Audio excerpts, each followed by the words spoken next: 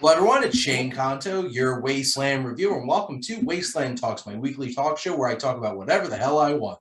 And it just so happens that there's some very interesting things to talk about, Warner Brothers Discovery related.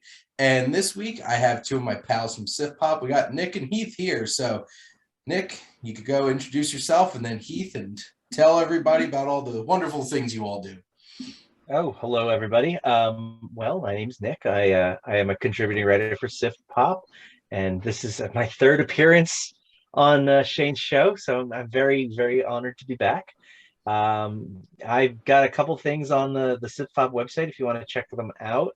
Westworld season 4 is coming soon, and I've got my fingers crossed that in a couple months I'll be doing the Star Trek Lower Decks review as well. And you can follow me at Jagged2319 on Twitter. So I will be watching the new episode of that right after we're done recording. I already did. There you go. Go ahead, Heath. Yeah, hi, I'm Heath Lynch. I'm also on SiftPop. I'm on a couple other places as well, including Shortboxed and in terms of social media, Letterboxd, and I like to talk movies and stuff. On SiftPop, I do a lot of things involving the Oscars and what could have been. I also do film review. On Shortboxed, I talk about comic book speculation as it relates to the release of those comic book films. And then on Letterboxd, I just watch everything. Not like Shane Conto everything, but like pretty close to everything. And yeah, if you want, you can find me at Heath Lynch on some of those platforms. And cool, yay stuff and things. I was recording with Rowan 2 days ago, and he made a comment. He says, every time I go on Letterboxd, sometimes like Shane, only person who's reviewed this movie. And I'm like, well, I got that corner of the market, I guess. The first Penguin. And sometimes I wish I didn't watch it. But you take the bullet so we don't have to. Exactly. But we're here to talk about whatever the hell's going on with Warner Brothers Discovery after Discovery bought Warner Brothers from AT&T. And because AT&T did such a great job with Warner Brothers too. And thank you, Business Daddy, as John Oliver would say. I feel like, Discovery is a big content creator. They indeed have their own streaming service too, which will now be smashed together with HBO Max at some point. And they've been doing a lot of cleaning. But I think the biggest thing that shocked everybody was when they were like, hey, this DC film, Batgirl, not coming. We want to take some losses off our taxes. And as somebody who has a master's in accounting, I'm like, yeah, they could do that. It's a bold choice. See how this pans out for them. But, it's been so much backlash. And I feel like DC has gotten so messy at this point. Because obviously the Snyderverse kind of crumbled because they're like, buy Zack Snyder. And then it just seems to kind of randomly go in places. James Gunn seems to be cutting out a little market for himself with Suicide Squad and Peacemaker. And then you have all of these movies coming out, like Flash with the whole Ezra Miller thing and Aquaman with the whole Amber Heard thing. And nobody seems to be wanting to behave who happens to work for Warner Brothers. And, we have things like Black Adam, which The Rock's acting like it's the world's biggest movie. And I'm afraid it's not going to make that much money come October. So basically, we're going to get started. Each of us is going to spend a couple minutes kind of talking about what we would do. So pretend we were Discovery and we just bought Warner Brothers. And what are we going to do with DC Comics in terms of adapting them to the big screen? So, Heath, would you like to get us started? Sure. To clarify a couple things real quick.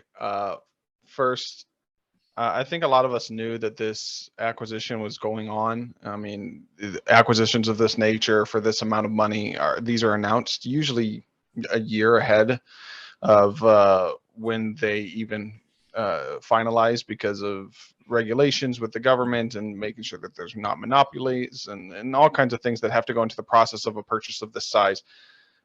So it's not like we didn't see this coming, but when we saw the purchase coming, we didn't see all these decisions coming. And I think one of the biggest shocks to me is that we're even in this position in the first place and that we're having this conversation. I said off camera before this podcast started that Warner Brothers for decades has been one of the titans, the foundational blocks, cornerstones of Hollywood pictures and film.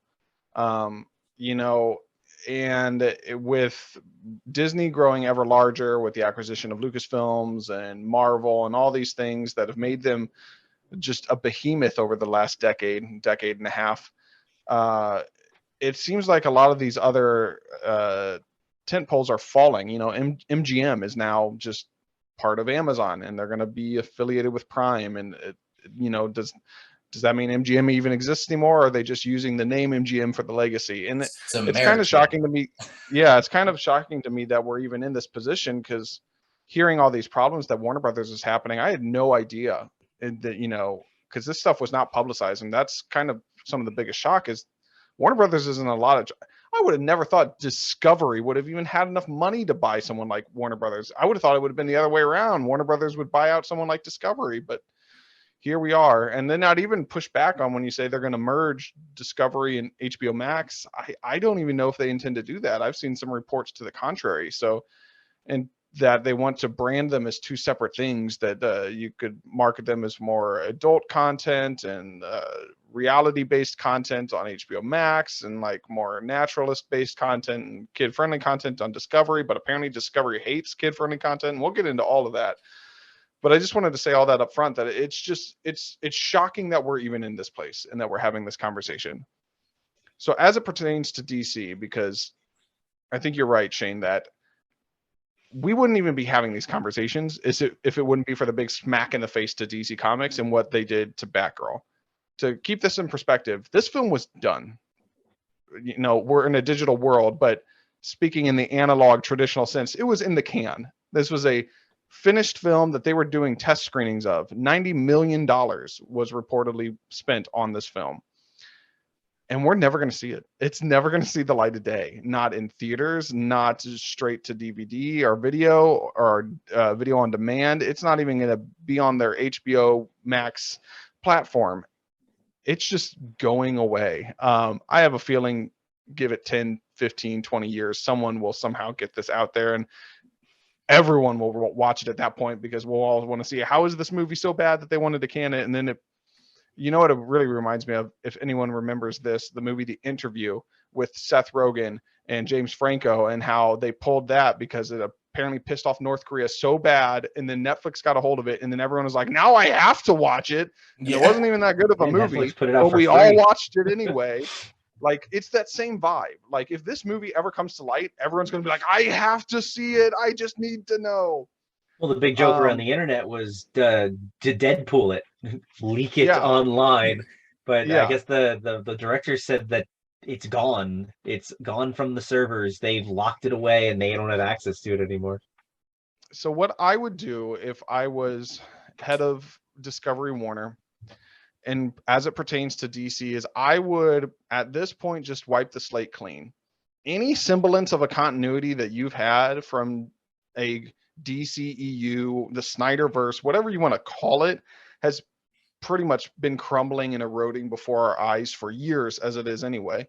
You know, we're already getting to the point where they already wanted to get rid of Ben Affleck as Batman. He never even got his solo movie. So they were going to do the Flashpoint so that they could bring back Michael Keaton as Batman. I, for one, love Flashpoint. It's one of my favorite comic book stories. I was super stoked to see Michael Keaton back. But, like, what are we doing already getting rid of Ben Affleck's Batman? Like, if those movies were of his that had him in it were bad, those were not his fault. Actually, Ben Affleck was one of the better parts of some of those movies. He was a terrific Batman and Bruce Wayne. So why are we already getting rid of that? Same with the other, the Trinity, as they're called, of DC Comics, Superman, Batman, and Wonder Woman. Well, they also want to get rid of Superman because Henry Cavill's apparently in the mist. He's in the wind. He's gone. He's doing The Witcher. He's doing other things. And for whatever reason, they can't come to terms. And so he's out too. And again, I have my conflicting likes and dislikes with. I'm not a Snyder bro. There are some elements of some of his stuff I enjoy. I actually like the original Man of Steel.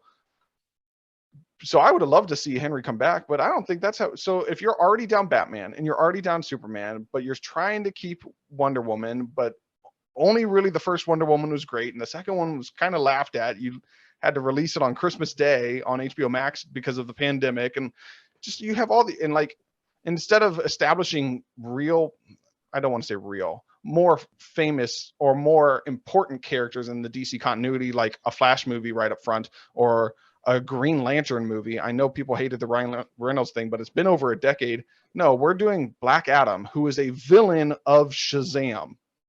Like, and he's getting his own anti-hero protagonist. It's just, they feel so directionless and lost. I would kill it.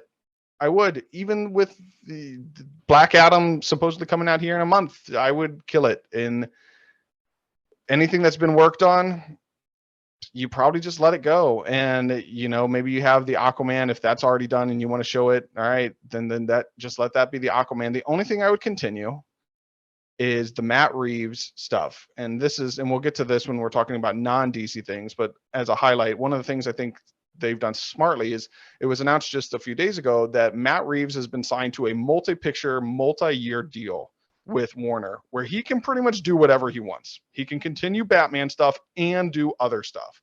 They've said, you have a clean slate. We support you with whatever. And I think that's what they should do. Is they should focus on directors. And I think that the Batman works because it's its own thing. It's not tied to anything else. It doesn't have any stench to it. It doesn't have any complexities other than this is just a detective story. I mean, it's like Seven, but instead of Brad Pitt and Morgan Freeman, it was Batman. Like, that's the vibe of that movie. It doesn't even feel most of the time like a comic book DC movie. And I think that that's what they should do, is just like kill everything off for like 5 years, maybe just do a trilogy of these Batman films, and then slowly but surely start bringing them back in. Even if you want to bring in the same actors at that time, I'm fine with it. You want to bring back Jason Momoa as Aquaman at that time? I'm good with it. I actually like Momoa as Aquaman. You want to bring back Wonder Woman, and I'm forgetting her name off the top of my head. Gal Gadot. Gal Gadot. Thank you. I don't think she's a great actress, but people really love her. And I do think that she has found at least something in this role that people can relate to. And that's important. So maybe you bring her back. You bring back the pieces that work. You can keep what works, but there needs to be a fresh slate. There needs to be a new continuity where none of this other ambivalence is in the way of a storyline that makes sense, character connections that we understand. And we're at a point where I'm literally right now, as a super fan of DC Comics, and who doesn't miss a DC Comics movie. I don't miss Marvel movies. I don't miss many movies, let alone these major superhero blockbusters. I'm left to wondering at this point what is actually in continuity in, you know, the DC universe, like what counts and what doesn't in the DC EU. I don't even think Warner's knows what actually counts right now. And that's a shame.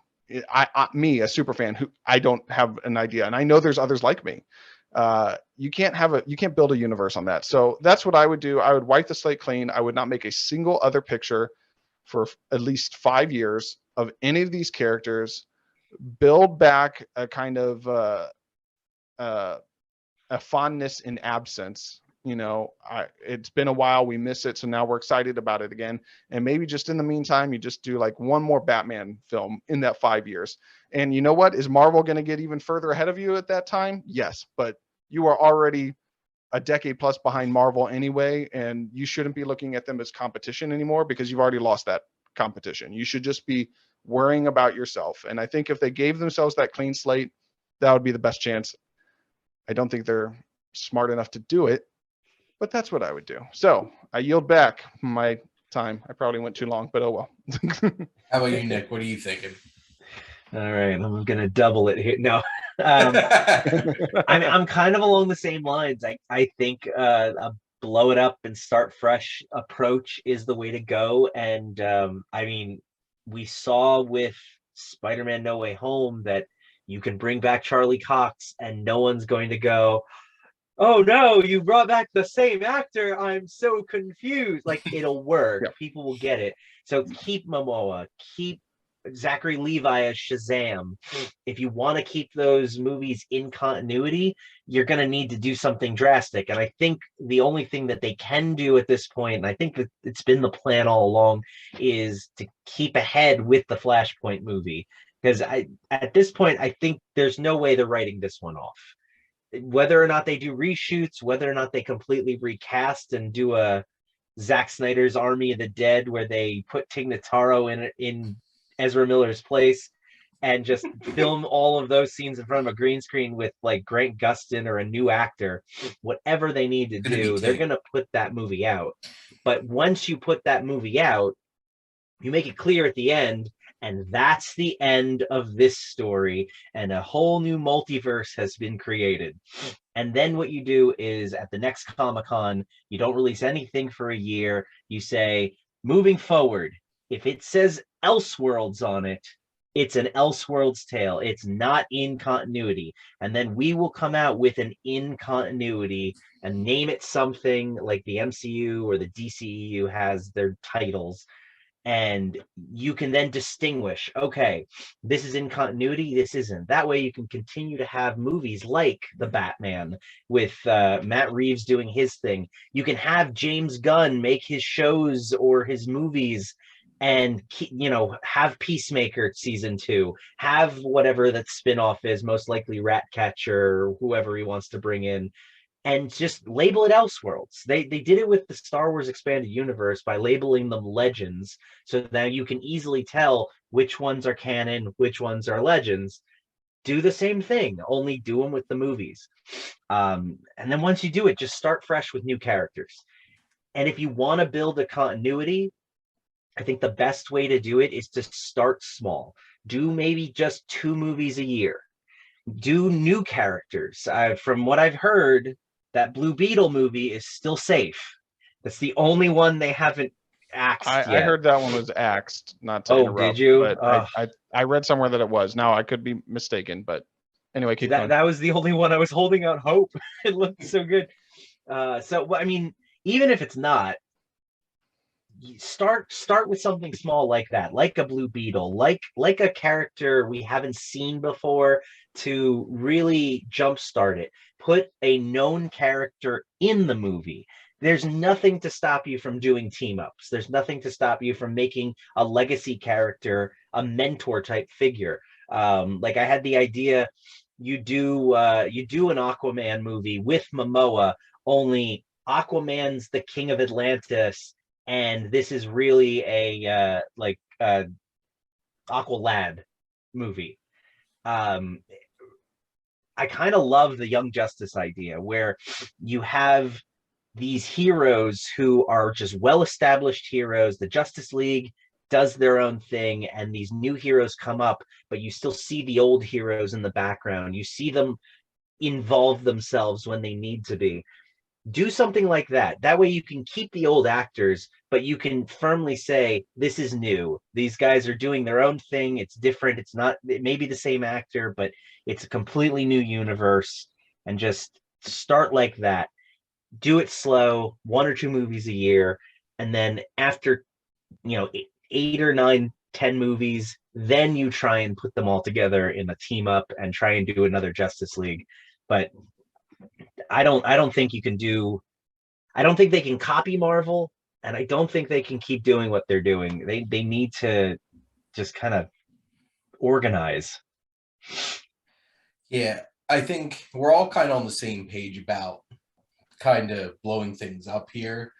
I'm definitely in favor of really blowing things up and just being like, don't bring back anybody. Start fresh, because you've already messed up so much of this. I feel like the only things that, and like Nick, you mentioned this, I feel like the only things you would continue is keep Matt Reeves doing his thing, just completely separate. Let James Gunn do whatever the hell he wants, just keep it separate. And honestly, I think that's how it should be for a while. I don't want to see any mashups of these characters.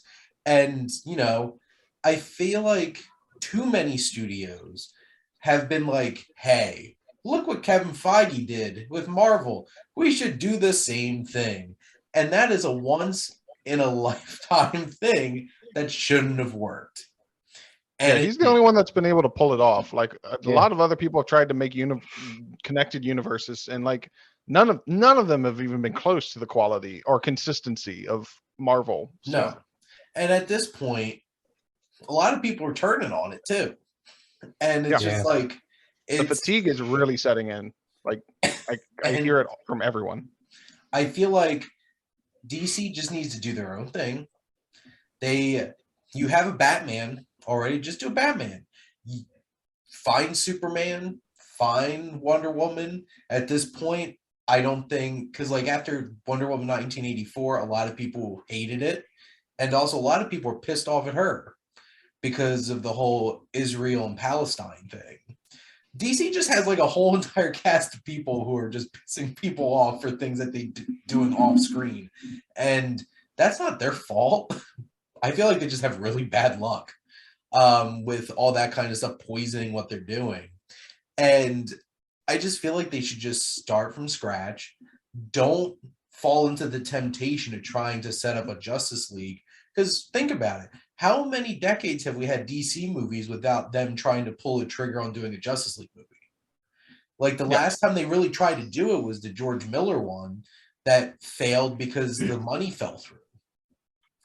And then they've also been succeeding with the animated side of things. Like we've had Justice League movies, and they've all been decent to really good. It always baffled me. How do you just completely knock it out of the park in your animation division, and then just across the hall, the live action division is just like on fire? That's the thing. They have that going for them. Stick with that.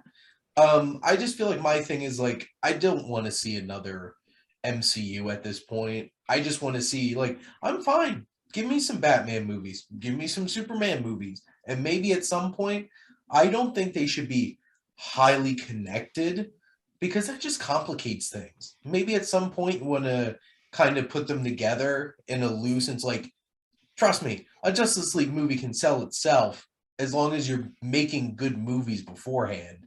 And I'm pretty sure that's why Justice League didn't do so hot, is because I don't think originally it was because, Zack Snyder wasn't there anymore and Joss Whedon took over. There had to be other things going on with the fact that Thor Ragnarok made more money than Justice League in the same month they came out. And that's saying a lot because it's Thor and it's a silly Taika Waititi movie and you beat the Justice League. It's like one of my favorite memes that's come out in the past couple of years is like, how did Marvel make this team better than this team? And it was literally Thor, Rocket, and Groot.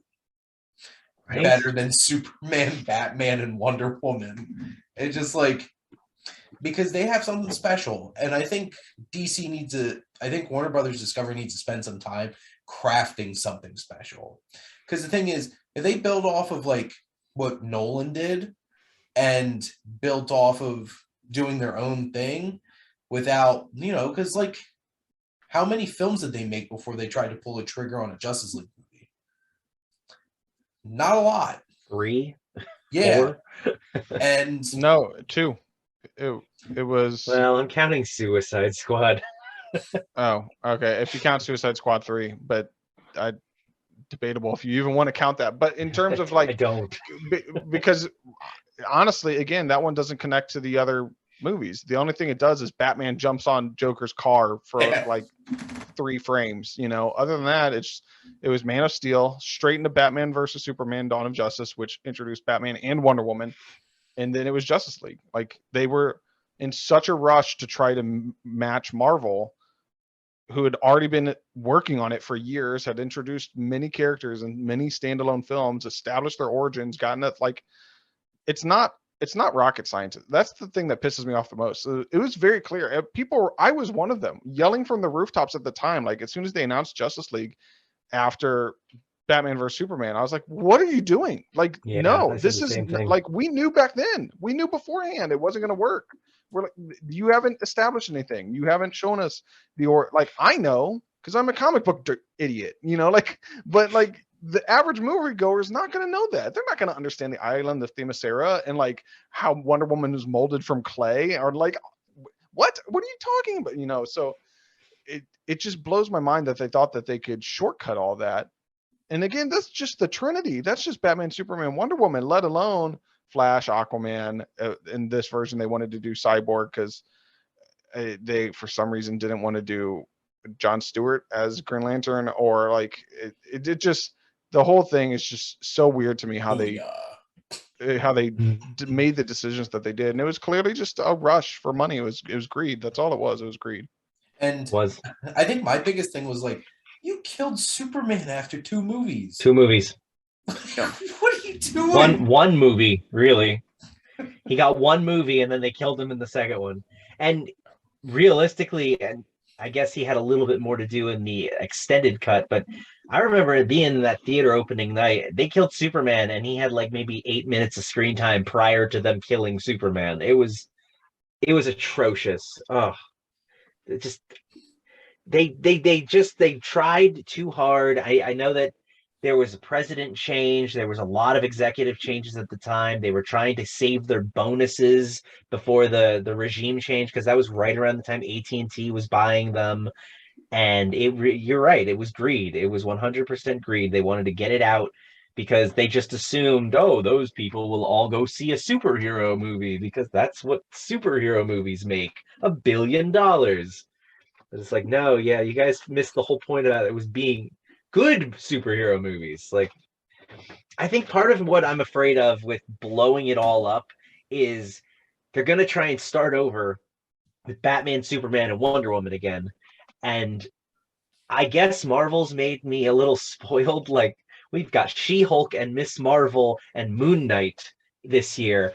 I want to see Blue Beetle and Zatanna and Nightwing and any of the Green Lanterns like back. Yeah. I want to see something new from DC, that because they've got so many fun comics and these characters are amazing in the cartoons. Even I mentioned before Young Justice, like they introduce like every character you can think of in these animated shows.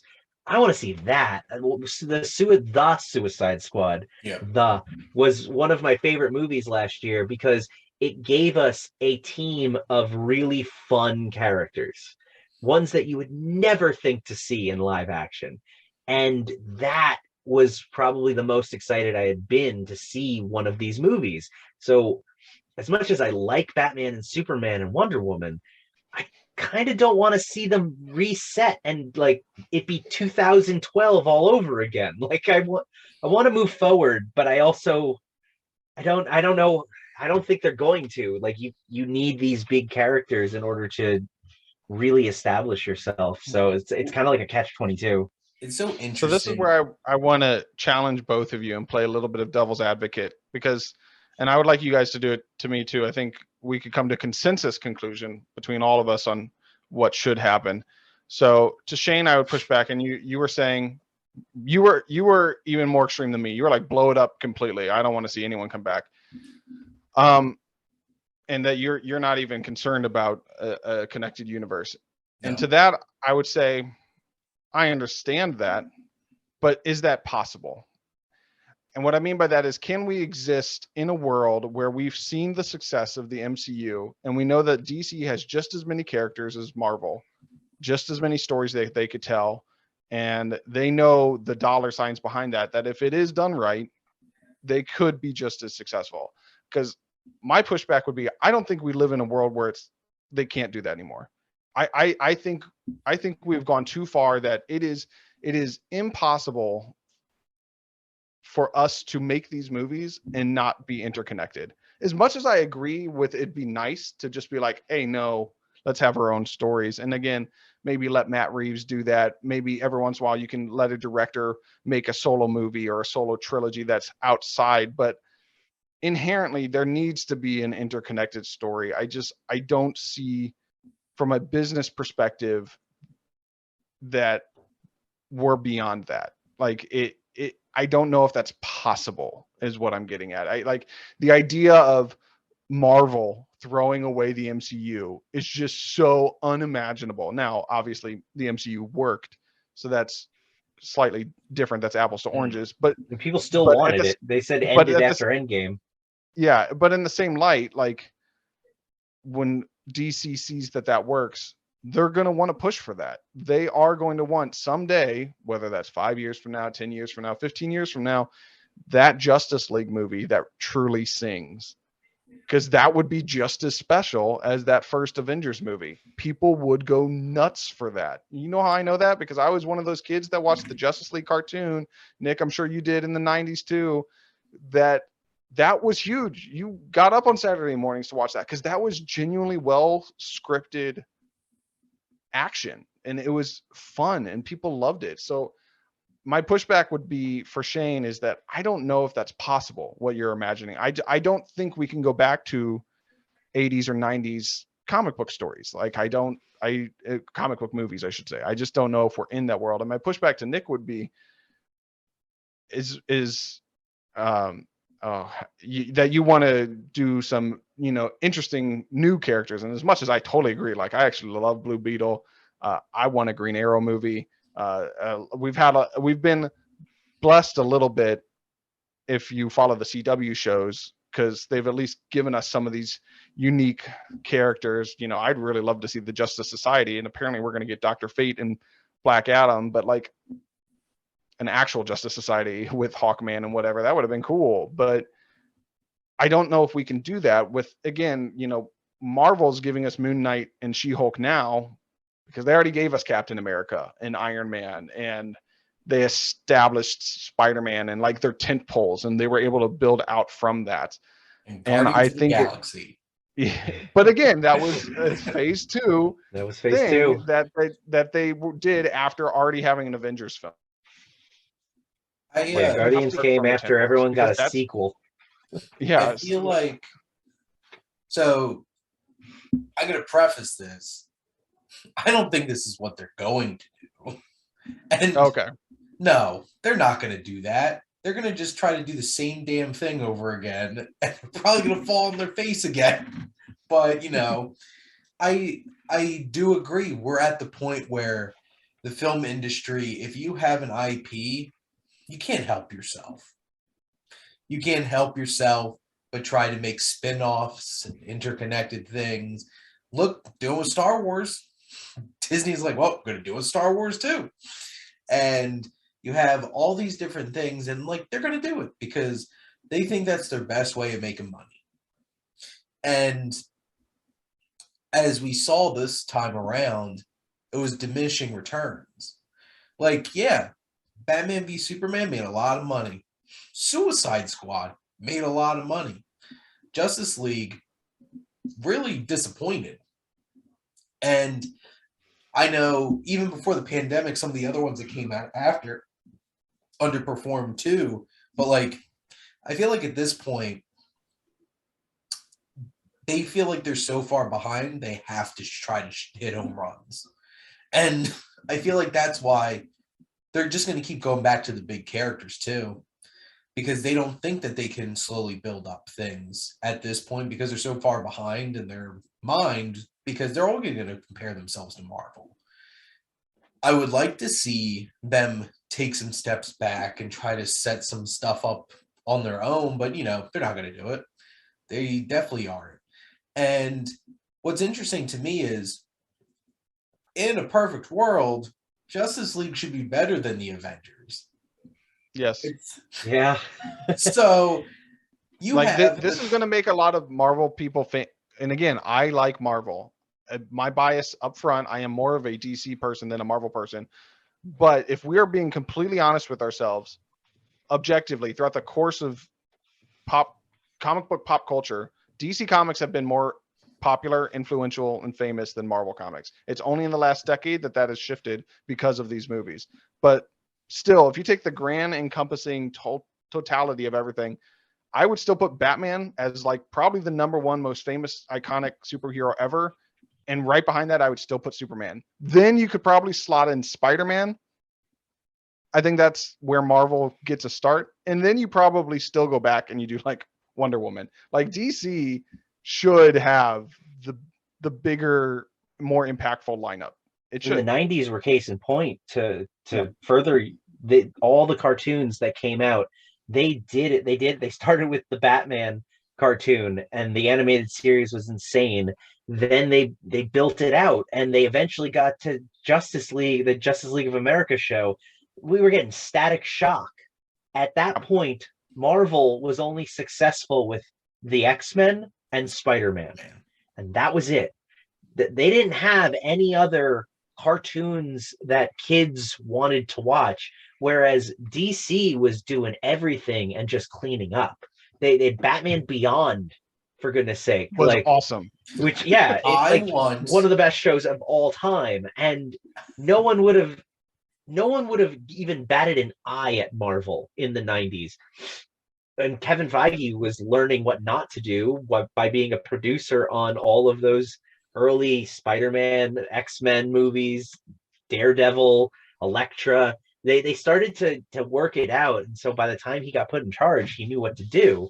But you're right. If the MCU hadn't come along, I would have never believed you that I would be sitting here saying Marvel is better than DC, because growing up, it was never the case. Because for 60 to 70 years in American society, that was not the case. I not even American society, global pop culture. Like that was just DC was bigger.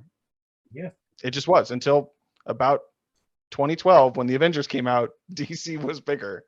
It's really only been a decade. Quick side note: my first movie that I would make is that Batman Beyond movie before Clint Eastwood dies. And no, you get Keaton to be the old Bruce Wayne, and you find some young kid to be Terry McGinnis. That's what we're you blowing do. this up. In my narrative here, we're blowing this up and going from scratch. I've always I will say I like, Nick, what you said about do Flashpoint and then blow it up. I would be more akin to that, because then you could say, because again, for those who aren't inherently knowledgeable, and I don't want to spoil it in case the movie ever does release, but let's just say Flashpoint is a movie that you could end with. Like the nature of that story, you could use it as an ending, and then you could use it as a new beginning. Yeah. So if you wanted to end whatever the hell we've been doing for the last 10, 15 years with DC, with Flashpoint, you could do that. And then maybe that's when you do a mixture. Like you Nick, like you said, we do Flashpoint to end it, and then it's a little bit of blowing it up. And maybe, like, kind of like we all said, like, let Matt Reeves do his thing, because clearly that at least works. Let's not ruin that. That's fine. And then, like, maybe slowly but surely you can, like, start working and stuff. Okay, like, now we'll do Superman. Now we'll do a Wonder Woman. And you can slowly build from there.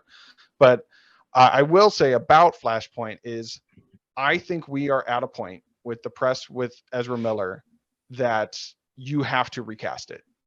Yeah. And it's either recast it and continue to do reshoots, which would be expensive and that would suck. And I know Discovery would not be thrilled about it.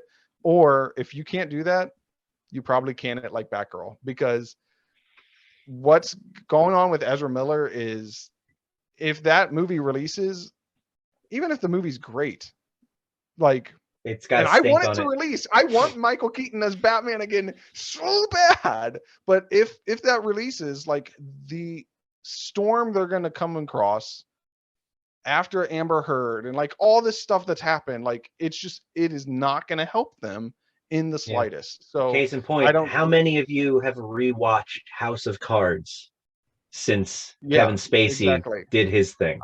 I haven't. It's one of the greatest shows of all time, but I'm never going to watch it again. Like, it's forever tainted. So you can't have him in this movie if you want it to succeed, even if, which I'm expecting fully, if they can't put out more than 2 movies the rest of this year, I doubt 3 DC movies are coming out next year with potentially a Joker sequel. So I think we're going to hear very soon that The Flash is now being pushed to 2024. And they're going to either do reshoots or it's eventually just going to quietly go away. And I don't know if you reshoot it with the guy that was the Flash on CW, or if you just reshoot it with a nobody, or what you do. But I think it has to be reshot, or else that movie can't see the light of day. And I hope, and it would be a huge investment for them to do it, but it would be the right thing to do. And then it would simultaneously also be the right thing to end it right after that. So the good news for them, the Shazam movies were smart enough to stay out of the crossovers. If you think about it, they had the Superman, other than the Superman joke, and the Batman symbol, and they talked about Aquaman, but like he's in the DC universe. It doesn't have to be the same DC universe. So I think you could maybe salvage that, and then Black Adam, I guess. It's not going to make money, so they're not going to do anything with it. I mean, you could salvage those two if you really wanted to say, okay, Flashpoint blew it up, but it turns out that they were on Earth 2, and the DC Snyderverse universe was Earth 1, and so now all the movies are being Earth 2 from now on. Like, I think they could get away with it. The only reason they're trying to release Flashpoint is because they're trying to blow it up. Yeah, most likely. That's the only way I can imagine that they've been putting up with all this crap, is because they have a reason to release that specific movie. Because if they didn't, why at this point? Because who's invested in Ezra Miller's Flash? I'm not. Like, I actually thought he did a decent job. Yeah. Like he was. They were quirky with it. They were interesting, but they're a horrible person. Like I'm not committed to their portrayal of the character. Well, and the only reason they didn't do anything with the last Fantastic Beasts movie, because spoiler alert. Oh yeah, they weren't going to be popping up again. They wrote that character out hardcore. Yeah, so like, I feel like that's the only reason that they're still even trying to remotely put this movie out, is because I feel like this movie was the crux of their future plans. And they're like, I think so too. You gotta be kidding me that this blew this movie up. And that's the only way I can imagine why they're even going to continue to conceive putting this into a theater, is because they wanted to shape what's going to come next. If they really wanted to. I think they're well aware that the DCEU has sucked, and they were going to try to use Flashpoint as a jump pad to something new. Yeah. To build off what Shane was saying about blowing it all up, I mean, one thing that we've all been discussing with them on the Marvel side of things is how Marvel seems to be really missing with the content they're putting on Disney Plus. Like, so many of these shows should have been movies. Some of the movies maybe would have been better off as TV shows. It'd be interesting if DC took the approach, let's not worry about movies. Let's do, like, the only movies we do are origin stories, one shots, and crossovers, like things that are actually movie worthy. And then let's just emulate the CW's model of make superhero TV shows. They're serialized in the comics. It's perfect for television. Why not serialize it on TV instead of trying to make these big movies? And then you've got a reason to make HBO Max a actual streaming service that you don't want to get rid of or merge with Discovery Plus. It'd be different. I think this is a good segue point into HBO Max. But one thing I'm going to say, though, I kind of think that Disney Plus has caused more issues than did good for the MCU. Because I feel like they feel like they have to put out content as TV shows on Disney Plus. And I would go so far as to say that the fatigue we are feeling is a direct correlation to having all of these Disney Plus shows that we feel we have to keep up with. If it was just the movies we were still having to keep up with, which is still roughly 6 to 7 movies a phase, in a phase lasting a year and a half to 2 years, that's fine. I think the average movie-going Marvel fan MCU follower would have been able to keep up with that. But when you're asking them to do a movie and then a week later a show starts and you got to watch that show for 6 to 8 weeks and then wait another week and then there's a movie and it's literally never ending and you have to feel you have to keep up with it, because if you don't, heaven forbid, you see something out of order and something gets spoiled for you, like that's the fatigue right there. And if the shows weren't happening, I think people would be honestly enjoying the movies way more. Well, But I have a that's question for you. me. To go off of that, what if they, instead of making these long serialized shows, like 6 to 8 episode shows where really it's just a long movie, what if they actually just focused on making it a TV show? Like 30-minute episode where what happens next week doesn't really affect what happens this week. It's just a fun adventure with the character. And that way, when you go and see them in a movie, it doesn't matter if you've missed their TV show. They were just fun little side quests, fun little, romps, as opposed to, well, it's a long story and it's a serialized thing. And if you really don't see this, then you're going to miss a whole lot of character development. Like, make it a fun little sitcom. My answer to that would be they've already done that, and that was Agents of S.H.I.E.L.D., and most people didn't care. And I think that's what would inevitably happen again. You can't really say that because Feige didn't want to touch that with a 10-foot pole, and they immediately dropped the I think that's what would happen. If you made it so that there was no larger story, that it was episode to episode stuff, which again, there's nothing inherently wrong with that. I mean, the DC shows we were lauding in the 90s and talking about, that's what those were. And we loved them. So there's nothing inherently wrong with that. But again, just speaking to audience fatigue and just knowing how most people consume stuff in this day and age with our Lord of the Rings epics and our Game of Thrones, and we want big, we want a grand story. And if you're going to tell us that we should watch these shows, but really these shows don't lead to anything, they don't matter on a week-to-week basis, they're just individual, most people will end up not watching them. Most people will skip them and they'll just wait for the movies, and it'll just turn into Agents of S.H.I.E.L.D., where there's this niche audience of the people who really love it and truly follow everything, but like 85% of audience members won't watch it. So you'll actually lose viewership. So I think that's what would happen if you went that route. To wrap up this bit of tangent, I feel like WandaVision's like the only one that actually felt like a TV show to me. I agree. Everything else, I think just feels WandaVision was the only one worth it. Just feels like it's just, let's stretch out a movie to make it like a TV show. But he's right. The only reason they have the weight that they do is because they don't think people are going to watch them if they don't. And like for me personally, I love all of it. Still watching all of it. I still watch them all too. 99% of people aren't me.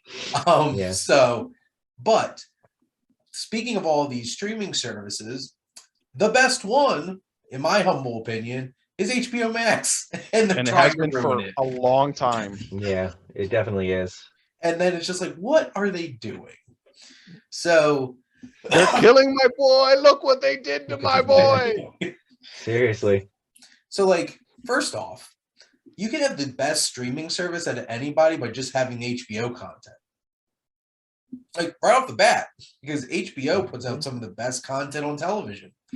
And this streaming service, to give context for those who haven't really dove into it, has Cartoon Network, it has Studio Ghibli, it has Turner Classic Movies, it has DC, it has, they still have that contract with Fox that all their movies pop out on HBO Max, which is why Prey didn't go into theaters, because Disney is petty. But like, they have all these things going for it. They had all the HBO Max originals, in which some of the context as of right now, it looks like they want to cut back on family programming, like kids programming. They do not want to continue that trend of making $70-80 million original films to get released on HBO Max, like Father of the Bride, or Super Intelligence, or The American Pickle, those kinds of things. They don't want to do that anymore. And we'll see what else they want to do. If they want to move anything that's theater worthy, put it into a theater. But I guess kind of to jump off on this, what are some of your thoughts, both of you? I guess, Nick, you could start this time. What are some of your general feelings right now about what's happening with HBO Max? It freaks me out because, like, I mean, realistically, the stuff that they removed, I never watched. I probably never was going to watch. The only one I ever actually did was that American Pickle movie. And I liked it enough that maybe one day I might watch it again, but odds are I wouldn't. The thing I don't like, though, is the fact that they've now put it in a position where it doesn't matter if I wanted to watch it again. I can't. I can't ever watch it again unless someone acquires the rights to it. But the only way they'd be able to do that is if Warner Brothers just gave it away for free, because they're no longer allowed to make money off of it due to the tax write-off situation. So, well, but one thing, though, a lot of those are going on VOD. well, that's okay, I suppose. So, But like, I was under the just- impression that they can't make any money off of anything that they've written off. Well, Yeah, no, I've actually seen that several of those, and like American Pickle that you referenced is literally going nowhere. Like it will not be viewable anywhere ever. well, Yeah. the thing is, they can't write off the ones they already released. You can't write off something you've already made money off. No, actually, they can. I've heard that you can get like partial money for things that were already in development. I mean, I might be wrong, but that's just the rumblings I've heard about. As somebody with a master's in accounting, Okay. they already made money on those things. Like the Scoob sequel, which I have no interest in watching that. The Scoob sequel and Batgirl, they can't put that anywhere where that might make any kind of money in any way, shape, or form, or the IRS would be on them. Yeah. So, like, they've already made money off of those films that they put on the streaming service because it helped drive subscriber. Well, it was meant to. So, like, they monetized it already. But the thing is, like, some of them might wind up on VOD, and yeah, some of them are probably never going to go anywhere, which is a shame. But sorry, that's just a side note. Continue. No worries. It's a reason why I love my physical media collection, because I know it's never going anywhere. They're not going to come and take them away from me. I have them. These streaming things have always been a little squiffy to me. I never really got the whole, oh, streaming is the future, digital is the future. Yeah, it sounds good, but like the second they start doing this exact thing, it really doesn't feel like the future. It just feels like you're just not in control of what you want to watch. I know it'll never happen, but like I hate that Disney Plus doesn't put out the Marvel shows on DVD like the rest of the movies, because if they were to one day decide WandaVision's going in the vault, oh well, for me, I'm never going to see my favorite Marvel show ever again. And I mean, I know that sounds insane, and they're never going to do that. But then again, never say never, because I also would have thought that a company wouldn't come in and take what is probably the best streaming service around and go, we're going to fix that. Like, you just don't do it. HBO Max, if anything, you put Discovery Plus as a little button underneath Studio Ghibli for someone to click on. That is it. You do not merge, change the name, change anything about this streaming service. It is just too good. They had gold, and it was only just getting going. It's what, 2 years old now? Not even a year and a half? Like, No, I think it's 2.5 years now, but I could be wrong. I we all think lose a it is year closer during the pandemic. It felt like 5 years. It's been 37 years. Time is irrelevant. Yeah, at this point. It's like, so your point, obviously your point is like, it's not like Netflix that has been around since it was the dawn of streaming. Yeah. And Hulu. But yeah, it's scary to me. But Heath, what are some of your general thoughts? So I'm actually a little bit, when it comes, I love digital media. I love the convenience of it. I used to be a huge physical media person. I had well over 1,000 movies on physical media. And then actually with the pandemic, I think it was inevitable that we would start to see more and more digital focused stuff, but I think the pandemic really pushed stuff that way, and it's only going to increase now at this point. I don't think there's any way of, it's kind of like I said earlier about the, the universe thing. Like we've just reached a salination point where it's unavoidable. And I think digital will become more and more. With that said though, so like I sold my entire physical collection. I do not own a single physical DVD anymore or Blu-ray, but I didn't give up ownership of them. And what I mean by that is I use Vudu personally, and I buy a digital copy of all my movies. So I just literally transferred my collection to digital. So I still own them. And when they own them, even if they quote unquote take them down, if you buy it, if it's a service that lets you buy instead of just stream, like a subscription stream, then you still have it. They don't take it away from you. Because there are some movies that I own on Vudu that they don't sell anymore, but I own it, so I still have access to it. So I will always have that, and so that's nice, and I like that. So it is interesting. Just what? Unless Vudu goes under. Yeah, I was just gonna say, like I also use Vudu, but there's always that fear. What happens if Vudu goes? I mean, I guess that's possible. I don't see it happening. But what the argument of digital versus physical aside, I think we all agree that it's undeniable that HBO Max was the best streaming service on digital, and the offerings that they provided, really just the only thing I would ever change about HBO Max is their UI kind of sucks and it's really sluggish. And okay, so you can make the user interface better. But they all can. Other than that, it's like it was the best. It was, I'm researching films from the 70s. Guess which site's going to have more movies from the 70s than any others? It's going to be HBO Max by a country mile, and it's like not even close. And it's just really disheartening. This kind of goes back to what I was saying earlier about, from the reports I've read, Discovery still intends to keep Discovery and HBO Max separate. And I don't understand the purpose of that. I don't understand why you would split your audience. You're actively making people choose, because yeah, you will still get that select few percentile of people that buy both services, but most people aren't, myself included. I already have HBO Max, and I just saw that there is a documentary series, like a 2 or 3 episode documentary series that just came out on Discovery about this British reporter who was following Trump during January 6th. I really want to see that. I think that would be fascinating. I think that could be educational and could be important, but it's on Discovery, and I'm not going to pay an extra thing just for that one thing, and then I'd probably cancel. And so that's probably my biggest complaint, actually, is I don't know why they wouldn't merge these. I feel like you're actively losing on people that could be seeing more of your content, which isn't that inherently the point. That's how you drive ad revenue. That's how you drive subscriptions. And that blows my mind.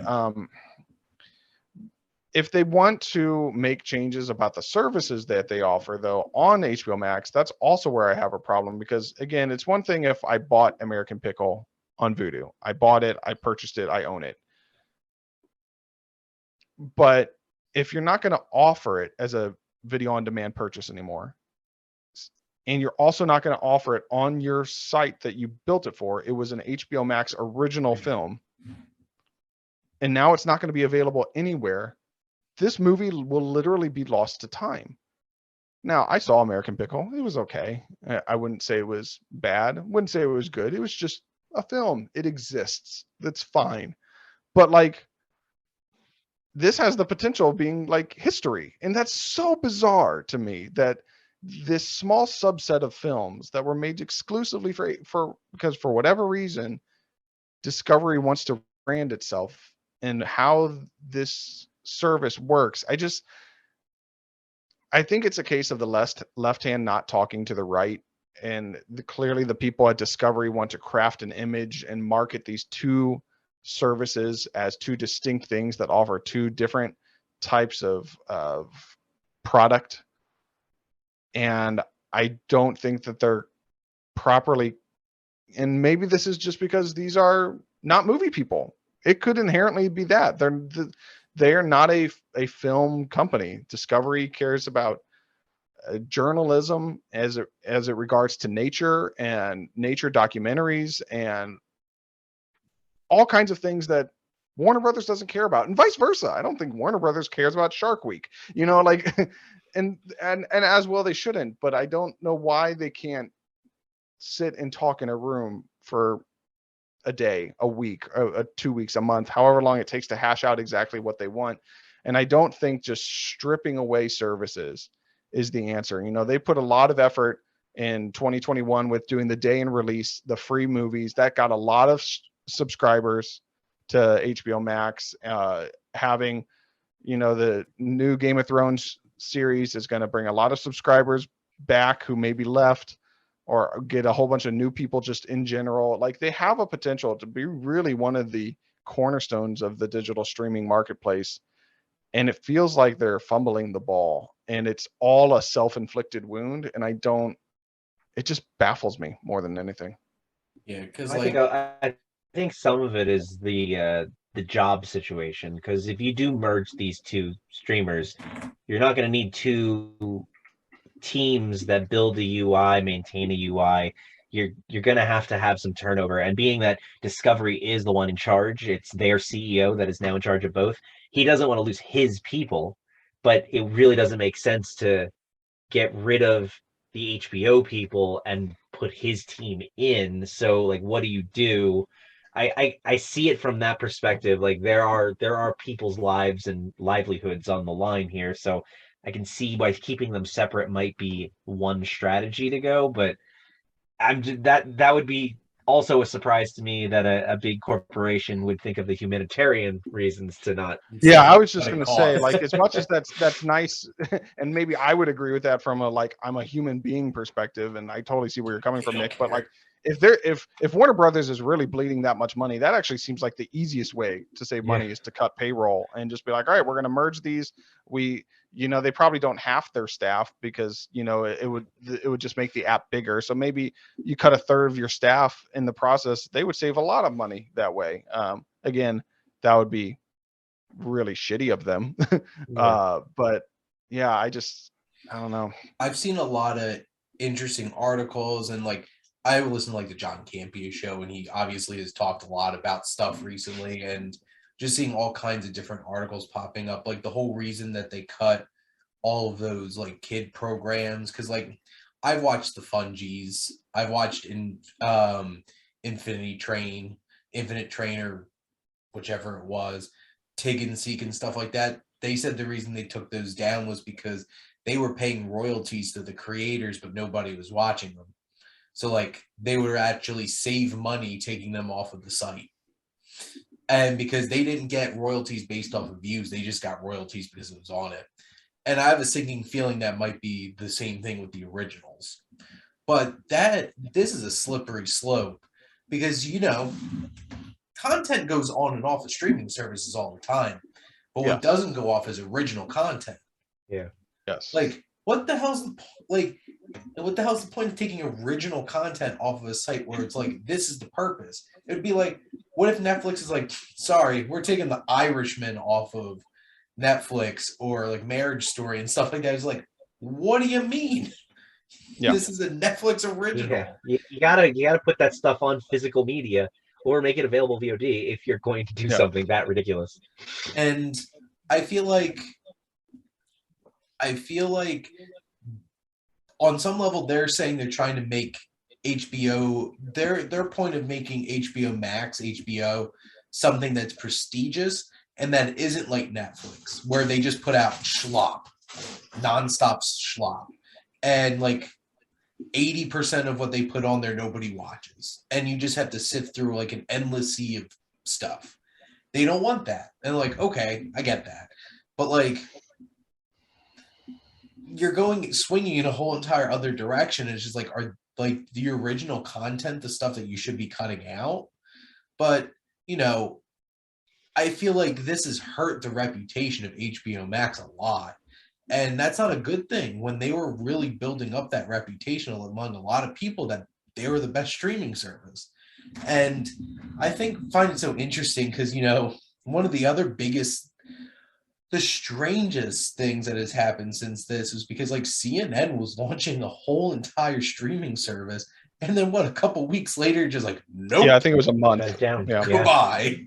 Because like I was actually going to get that because I do like watching documentaries, and they make some high quality documentaries. And I hope those things wind up on Discovery. I don't know if it will, but I just find that really weird. And in a perfect world, to me, I agree with Nick. Just make Discovery a button on HBO Max like Nat Geo is on Disney Plus. Yeah. But they're not going to because who owns who? So that's the thing. And I just find it's such a weird situation. And I do think it'll be weird in the long run if they don't become one streaming service. And like I don't know how much of this stuff is correct or accurate or actually going to happen, but I heard them trying to make HBO its own thing again separately. I heard that too. And it's just like, what are you going to bring in HBO Go and HBO Now again as their own streaming thing, which that would suck.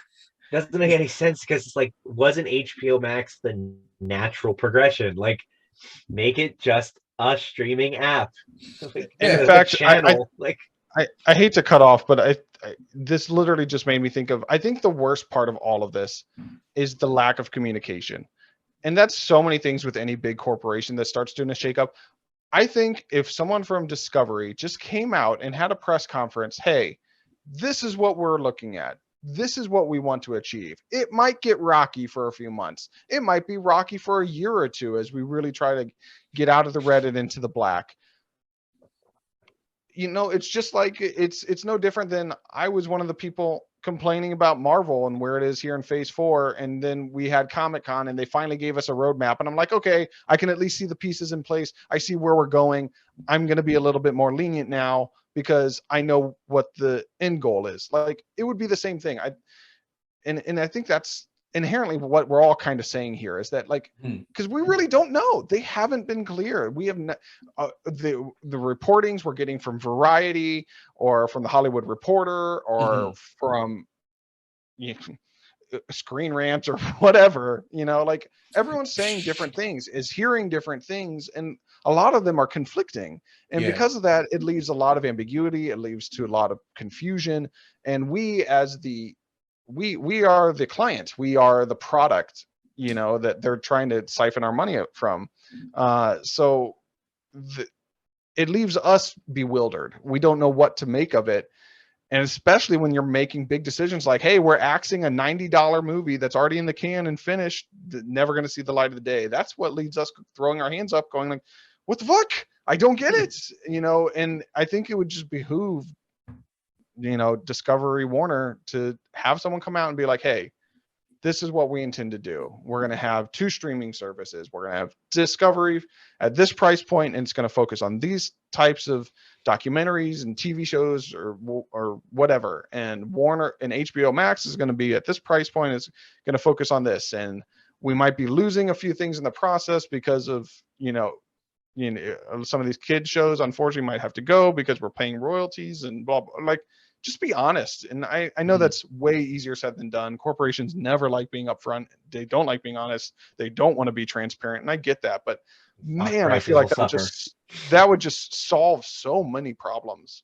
That I think the reason they aren't doing that is because they can't. They don't have those answers. They removed things. People noticed. They made some announcements. They had their well, it was a shareholders call that we learned all that stuff on. And they pretty much said, this is what we hope to achieve. They have no idea what they're doing. And I think the problem is they shouldn't have said anything or done anything definitive until they had that plan in place. Like, it would have been better if things just silently disappeared off of HBO. And then in like 6 months, they go, okay, here's what happened. Here's what's going to happen. We know what we're doing now. But like they just handled it the wrong way. They literally pulled a DCEU. They jumped the gun.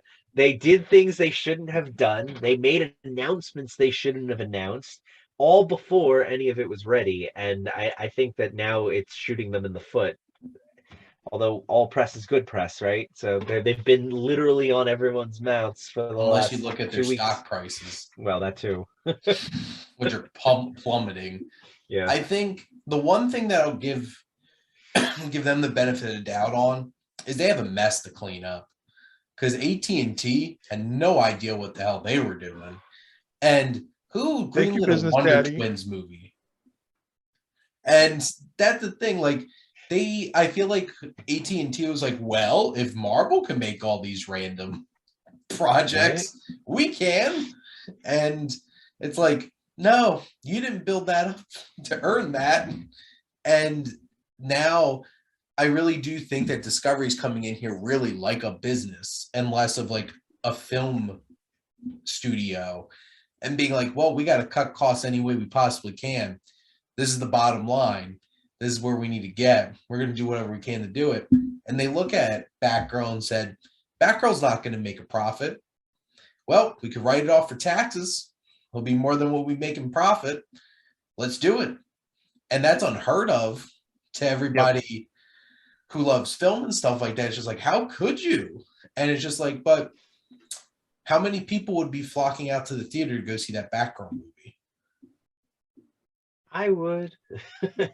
Besides, I would have seen it, but I wasn't excited for it. I don't think it looked good. But now I really want to see it again. That's what I get back to. Yeah. I said earlier, like if you released it now they would make Now money. they'd make a ton of money on it. I promise you wouldn't they would even make need the to money. finish the VFX on it. They could just release it as is. Yeah. It would make a decent So chunk of here's money something back. I want to ask all you guys. So we talked about like how would you quote unquote fix DC?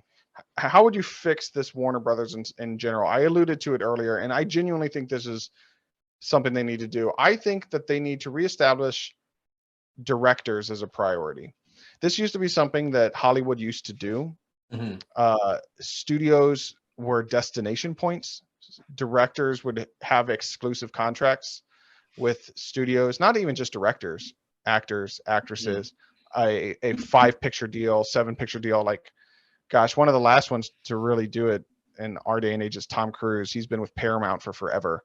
But that used to be just how Hollywood worked in the 40s, 50s, 60s. Like that was it. And I'm not saying that we need to go back to that.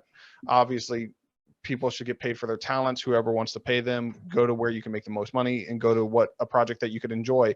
But as a studio, I think they should be looking to lock up some of the best talents out there. I think this contract that came out about Matt Reeves is one of the smartest things that I've actually heard in regards to HBO Max. I think this is incredibly intelligent.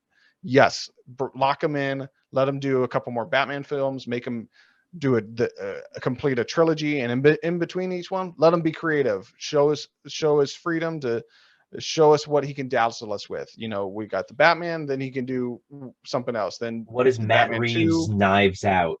Yeah, like do whatever you want, and along that line, I think, and it may be too late. The ship might have sailed, especially with Oppenheimer not going to be there. But they need to do everything in their power to get Christopher Nolan back under the Warner Brothers banner. Nolan has, at least, correct me if I'm wrong, I'm pretty sure, other than Following, his first film, I think every single film he's ever made has been under Warner Brothers. Well, that's Am I wrong? Warner Brothers was doing that. They had Nolan. They had Clint Eastwood for decades. And I think that they need to like reestablish that. I think they need to literally on their hands and knees come crawling and begging back to Nolan, because he may be a bit divisive at times, but you know what? His movies always draw attention. Nowadays, they almost always seem to at least get some critical appeal and be up for awards consideration, which studios love it when their films get awards consideration as well. And he pretty much, for the past decade, has made a lot of money with his films. So he's also a commercial success. And Oppenheimer looks like it's going to be another big one. And that's not going to be with Warner Brothers now. What? Going for those Oscars too. Yeah, exactly. So like it's everything that a studio wants. It's a commercial success. It's a critical award contending success. And I I think they need to go back and try to get him back on board and back up a dump truck of cash to do it, and find others like them. There are people out there, like, look at Greta Gerwig. Greta did Little Women. She knocked the socks off people. She's coming out with Barbie here next year. As far as I'm aware, she's not locked up anywhere. You could make one hell of a statement if you locked up a female director of that caliber for a long-term contract. Like, that's the kind of good press that they should be aiming for, and reestablishing themselves as like a director's destination could do that. Like, hey, we will give you the money to make your project. We won't interfere. You can do what you want to do, tell the stories that you want to tell. Warner Brothers is where you get it done. And I think that kind of success would lead to greater success, because then actresses would want to come and work for those directors, where they're not going to be limited. They can have their artistic vision that would bring on a new boom of critical success, maybe more awards consideration that only bring, like, it's a trickle effect. At that point, it's a snowball. We're building and building, and it's only getting stronger. And I think that's something they need to focus on. What would you guys say is something they should try to do to right the ship? I think You took mine. Well, Sorry. That exact thing is because they I don't know if they can, because there's some bad blood with Nolan at this point after what happened with Tenet and everything. Oh, God forbid if Oppenheimer wins an Oscar, he'll never go back to Warner Brothers after that. No, because is that Universal? I think it's Universal. Has Oppenheimer. Because they're not going to want to give that up. Because here's the thing. They have Jordan Peele. He started with Blumhouse, and then he got promoted up to full-blown Universal with Nope. And Universal, yep. Yeah, they want to keep that in there. Paramount has that Tom Cruise money. Because look at Top Gun. Oh my God, what Top Gun's doing right now is insane. All I can't believe it's still going. Insane. And then, even smaller studios like Lionsgate, they want to keep that John Wick money printing. And you have A24 is like the shining example of you keep directors there and they keep pumping out films and getting attention. But that was the thing. Warner Brothers was that. And they're losing that. But with that Matt Reeves deal, that's great. They're definitely going to give one to James Gunn. When Guardians 3's behind him, they're going to be like, you're not going anywhere. Yeah. And they're going to have... Where did the Daniels sign? The Daniels just signed an exclusive somewhere. It wasn't... They're not going to do A24 anymore. They did Swiss Army Man. They did Everything Everywhere. And it was announced a few days ago that they got a big contract with someone. And I was shocked that they're not going to keep working with A24. They probably want to make bigger movies. And A24 can't afford it. Yeah. Like, that's what happened with Robert Eggers doing The Northman, because there was no way that A24 had $90 million. Yeah. Signed a 5 years deal with Universal. There it is. So Universal's, they know what they're doing, and apparently they're really pushing that Peacock. So I don't know. Maybe that's going to be the new HBO Max. It's because of WWE Network, 100%.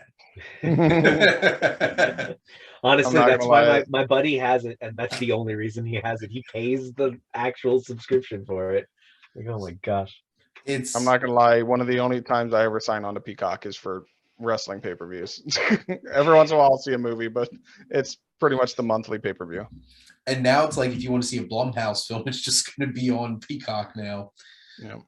Because Halloween ends. But that's the thing. I think another thing Warner Brothers really need to do, their two biggest things, is building back up that reputation where they are a place where, because, like, here's the thing. What other studio would have let Nolan make Dunkirk, and then Dunkirk made $500-600 million worldwide? It is literally a World War II movie with minimal characterization. Like, and he crafted like different timelines and stuff like that, throw them all together. And Warner Brothers like, yeah, go ahead. Tenet, they're like $250 million budget. Here you go, sir. Go blow up that plane. Go blow up that plane.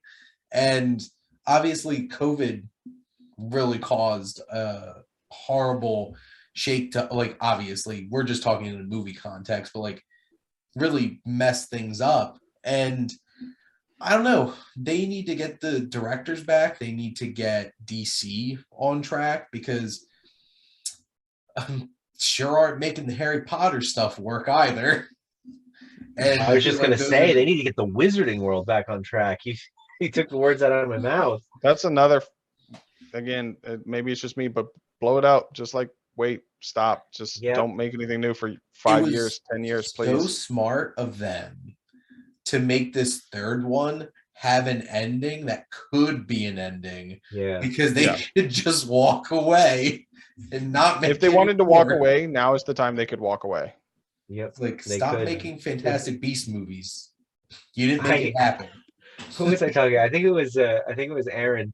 I was saying they need to make like a Fred and George Weasley like spin-off series for HBO Max. Just, it's the Harry Potter movies from their perspective. It's just a fun little romp with them, and start there. Just build out that universe and make it fun again. Like make it whimsical. None of this dark shading, like sepia toned anything. Like, it needs to be bright and colorful and fun. That's the thing. They need to maximize on some of their IPs, because like the Wizarding World one, there's so much potential there, and they just completely misfired on first. Like, let's do this spin-off series and not have any idea what they want to do with it. Yep. Like, I think that's David actually Yates direct everything. Give it to new directors. I think that's actually one of the just franchises in general, IP outside of the Wizarding World and DC Comics. What long-standing IP does Warner's have? They really don't have one. Most of the other franchises that we think of as major tentpole franchises are other studios. Yeah. And Fox had a bunch. Fox had a bunch, so they went to Disney. Marvel's Disney, Lucasfilm is Disney. Yes, everything's Disney, but also Mission Impossible's Paramount. Universal has Fast and the Furious. Like a lot of the, Jurassic even whether I like the franchises or not, there are other studios. Warner's itself doesn't really, other than DC and Harry Potter, that's like it. And maybe that's part of the problem, is that they don't have another well to go to, so they just keep tapping into this, and they're just so desperate to, get that money spigot flowing that they'll put out any piece of crap to get it going. And they have The Conjuring, they have the DC, they have Looney Tunes, Mortal Kombat.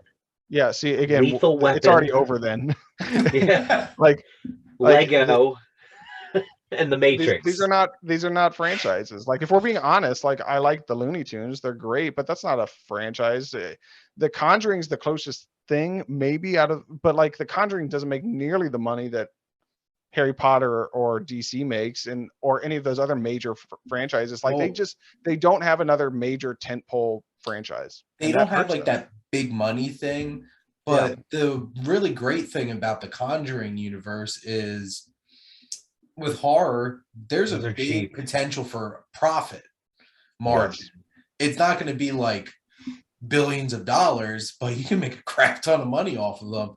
I just feel like they've been riding on the reputation of a handful of movies, and then putting out mediocre and schlocky movies for so long up to this point that, like, I personally have lost a lot of like, I don't anticipate those. Like, they just announced The Nun 2 for next year. I'm like, I don't give a crap.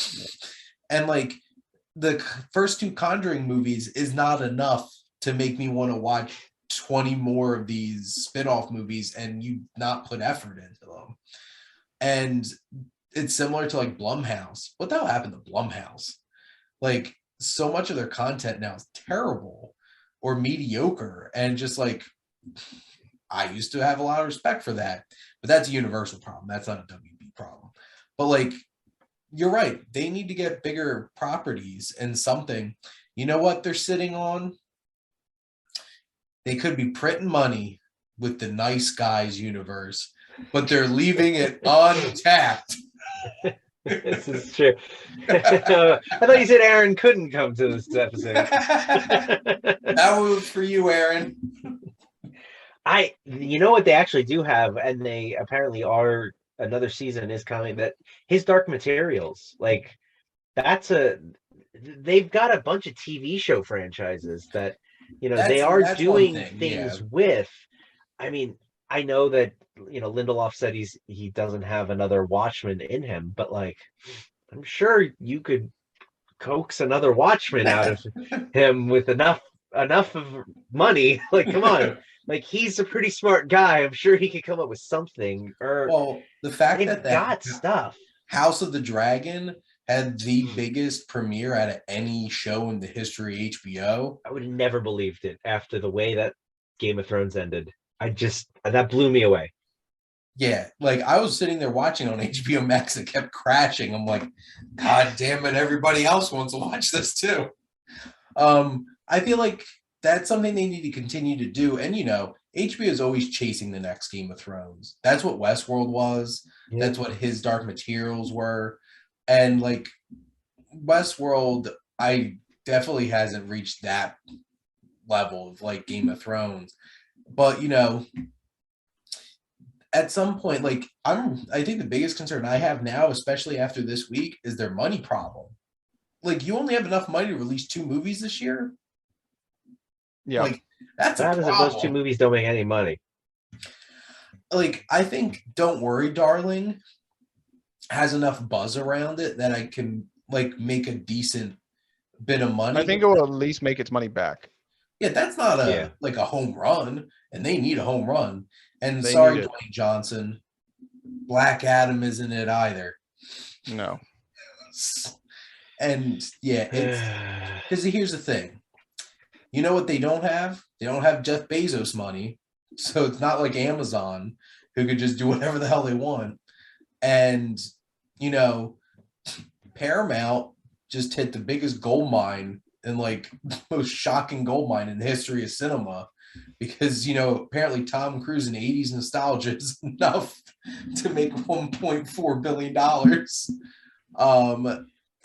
They're in a bad spot. They're just in a bad spot. And I think the situation with the film industry, it's not great. Is Regal going to make it?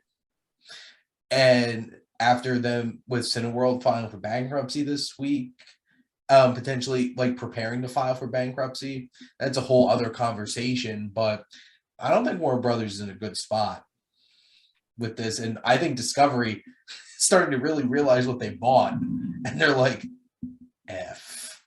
Like, what did we do? But I guess, do either of you have any last minute thoughts, comments, concerns, anything before we wrap up this? Quite a conversation. Nib high football rules.